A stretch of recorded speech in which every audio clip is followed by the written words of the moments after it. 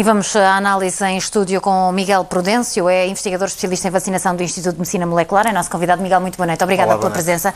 São muitos números, mas vamos tentar aqui sistematizar. Temos um universo de cerca de 400 mil jovens, entre os 12 e os 15. Neste primeiro fim de semana foram vacinados menos de 150 mil. É um bom indicador ainda assim, sendo que temos mais um fim de semana para vacinar esta faixa etária? Bom, parece-me que é um indicador positivo, não chega a ser metade desse universo, mas está perto disso, e estamos realmente numa época do ano que há muitas pessoas possivelmente fora, de forma que eu estou convencido que com mais o próximo fim de semana e eventualmente algumas datas adicionais, o objetivo vai ser cumprido.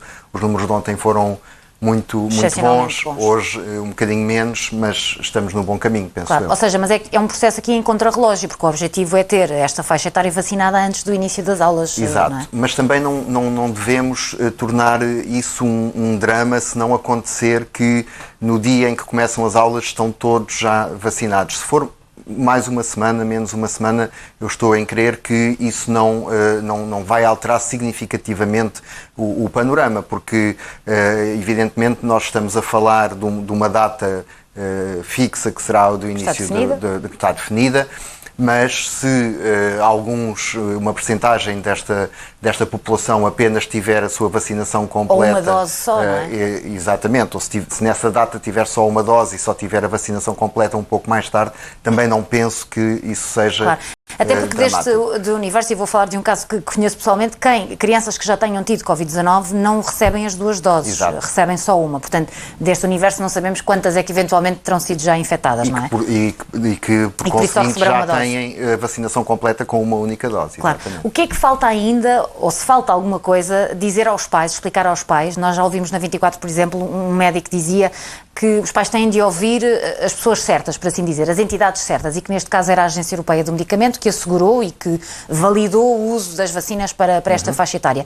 Quem é que os pais mais têm de ouvir? Que dúvidas é que podemos esclarecer também? Eu julgo que os pais devem tentar esclarecer todas as suas dúvidas junto do seu médico de família, junto dos pediatras e, obviamente, junto das entidades competentes para fornecer informação fidedigna. Aquilo que nós sabemos é que das análises, quer da Agência Europeia do Medicamento, quer da agência americana, do FDA, exatamente. Resultou a indicação de que a vacina é segura para ser administrada nesta faixa etária. Nós também sabemos que o benefício da vacinação em termos da proteção da saúde das crianças e adolescentes nesta faixa etária é reduzido porque o seu risco de terem formas graves da doença também não é elevado, mas há uma componente também social importante. Ou seja, retorno à escola. Nós dizemos aos pais que a vacina é segura, dizemos às crianças a vacina é segura, foi validada por estas instituições que o Miguel referiu. Mas é justo, também é correto dizer a estes jovens, a vacina também é uma forma de terem mais liberdade? É verdade que isso que lhes vai trazer essa liberdade. Nós ouvíamos muitos adolescentes também dizerem sim, quero a vacina porque significa que me vou poder libertar de várias coisas, exato. Por exemplo, da máscara. Inevitavelmente, esta proteção adicional que a vacina vai conferir vai contribuir para que, por exemplo, haja menos interrupções do ano escolar, por turmas que têm que fechar ou que têm que ser suspensas durante algum tempo por aparecerem casos positivos, etc. Portanto, há esta componente social também que tem impacto na vida das pessoas, das crianças e das famílias, obviamente. Portanto, desta forma, eu penso que aquilo que é importante, os pais, julgo que é uma decisão que os pais devem tomar conscientemente, devem esclarecer as dúvidas, não é forçado, não há obrigatoriedade e, portanto, é procurar a informação junto das entidades que são competentes para fornecer essa informação. Se tiverem dúvidas, falar com os seus médicos pediatras que poderão esclarecer também dúvidas específicas das crianças em causa e, portanto, o que eu peço é que não vão buscar informação a fontes que não são fidedignas e que, infelizmente, nós sabemos que existem também. Claro. Não é bem a sua área, Miguel, mas o vice-almirante Gouveia Melo tinha dito no sábado sobre este processo que os jovens estavam a dar uma lição de civismo ao mundo. Concorda? Eu julgo que os jovens estão a aderir... Os jovens e as famílias. E as famílias, porque compreenderam a necessidade e a importância das vacinas na proteção da vida de cada um e da comunidade. Nós hoje olhamos para aquilo que são os números e os impactos da Covid na vida das pessoas e vemos como as vacinas transformaram aquilo que era um cenário terrível há uns meses atrás, assustador com consequências gravíssimas, transformaram num cenário que ainda não é, obviamente, o ideal, mas que está muito mais próximo disso do que já esteve. E, portanto, as pessoas compreendem que as vacinas estão realmente a desempenhar aquele que é o seu principal papel, que é proteger a vida das pessoas, proteger a saúde, e, desta forma, esta adesão que nós, felizmente, em Portugal vemos de pessoas a quererem ser vacinadas, é um sinal de que realmente compreendem a importância que a vacinação tem. Miguel Prudêncio, os números que nós temos tido nos últimos dias são de facto assim muito estáveis. Vou usar esta palavra porque acho que a posso, tanto no número de óbitos como no número de novos casos. Hoje, por exemplo, já houve uma subida nos internamentos, tanto nos internamentos normais, por assim dizer, como nas unidades de cuidados intensivos, mas isso é de facto o claro reflexo da utilidade da importância das vacinas. E é curioso e interessante notar que os novos casos estão a ser predominantemente, percentualmente, nas faixas etárias ainda não vacinadas, o que também... Dos 10 aos 29. Exatamente, o que também, ou que não estão ainda totalmente vacinadas. E, portanto, mais uma vez reforçando o impacto que a vacina tem na proteção contra a doença, antes de mais, contra a doença grave, sobretudo, mas também em medida significativa contra a própria infecção. Com esses números que temos, com os 70% de população com a vacinação completa, amanhã estamos já a aliviar mais medidas, mas há uma que se mantém, a obrigação do uso da máscara no exterior. Sabemos que foi uma decisão tomada na Assembleia da República, que já o próprio Governo disse que só a Assembleia é que poderá eventualmente tomar outra decisão, mas justifica-se continuarmos a usar máscara na rua? Bom, é uma decisão que deve ser tomada com base em critérios técnicos e não políticos. É uma decisão que deve ser tomada analisando os números, analisando a evolução dos números. Eu sou da opinião que nós temos realmente que começar a dar passos no sentido do retorno à normalidade. A utilização da máscara em espaço exterior é uma daquelas coisas que não é fácil de perceber porque é que é necessário... Vou passar numa rua, cruzo-me com alguém, Exato. Devo usar máscara ou não? Em zonas arejadas, em zonas onde não há muitas pessoas, muita concentração de pessoas, eu julgo que nós podemos começar realmente a equacionar que não seja obrigatória a utilização da máscara. De qualquer maneira, isto são tudo sempre decisões complexas. Nós, ao longo desta pandemia, temos visto sempre que é tomada uma decisão, há sempre um conjunto de pessoas que critica porque acha que foi cedo demais e um conjunto de pessoas que critica porque acha que foi tarde demais. Portanto, este equilíbrio é difícil.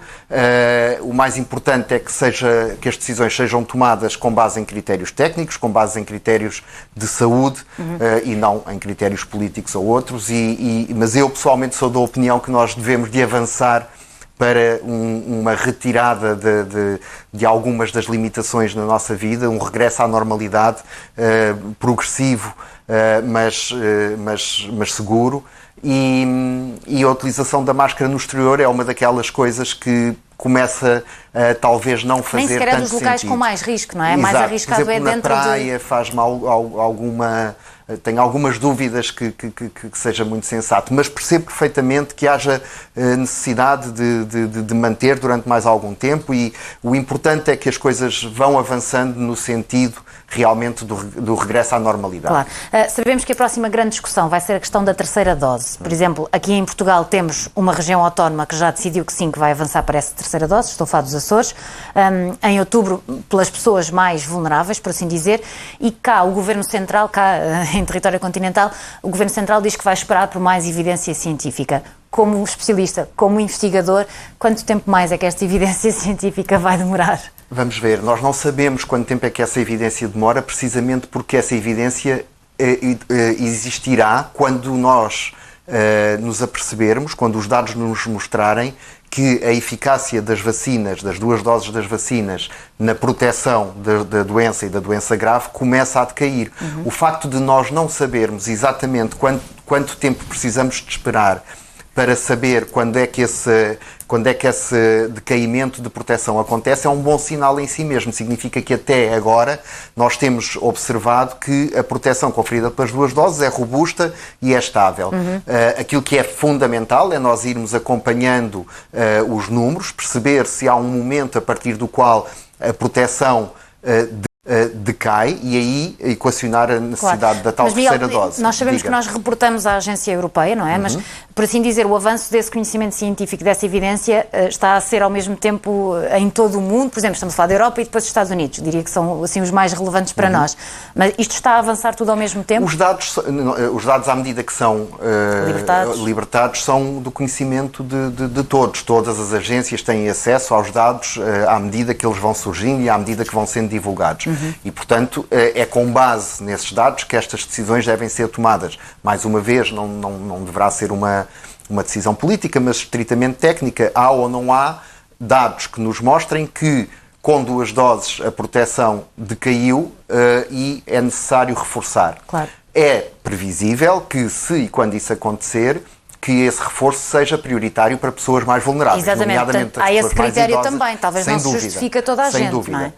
Sem dúvida que estes dados têm que ser analisados também à luz dos diferentes grupos da população nos quais essa perda de eficácia se possa vir a observar. E aquilo que nós sabemos da forma como a imunidade funciona é que pessoas mais idosas ou pessoas com imunodeprimidas, por exemplo, porventura vamos observar esse decréscimo de proteção antes de outras pessoas com sistemas imunitários mais fortes. Mas, de qualquer maneira, num caso como no outro, nós temos que ir acompanhando, monitorizando, para termos dados concretos que nos digam, sim senhor, é importante reforçar com uma terceira dose e nos grupos populacionais nos quais esse reforço é mais urgente. No mesmo raciocínio, Miguel, quem já teve Covid-19 supostamente só recebe uma dose, poderemos vir a concluir que quem já teve Covid-19 só recebeu uma dose precisa de levar a segunda? Até agora, aquilo que os dados nos mostram é que uma infecção prévia seguida de uma dose dá uma proteção pelo menos tão robusta como as 2 doses da vacina. Okay. Portanto, uma pessoa que já teve infecção e que recebe uma dose de vacina tem uma proteção que é pelo menos... Independentemente da idade? Bom, mais uma vez, obviamente, pessoas mais idosas vão ter sempre sistemas imunitários menos robustos. Mas mesmo nas pessoas mais idosas, uma infecção seguida de uma dose da vacina confere uma proteção que é pelo menos tão elevada como as 2 doses da vacina. Mais uma vez, nós podemos vir a concluir que essa proteção acabará por decair, porventura, ou quase certeza, se isso acontecer, será observado primeiro nos tais grupos mais vulneráveis e nessa altura, se fizer sentido e se os dados assim o evidenciarem, dever-se-á então avançar para uma terceira dose. Para já, o que os dados nos dizem não é que essa terceira dose é necessária ou que é necessária de imediato. Temos que continuar a monitorizar. A aguardar. Muito obrigada por ter estado mais uma vez na noite da 24. Até uma próxima oportunidade. Muito obrigado. Até à próxima. Obrigado. E vou recordar...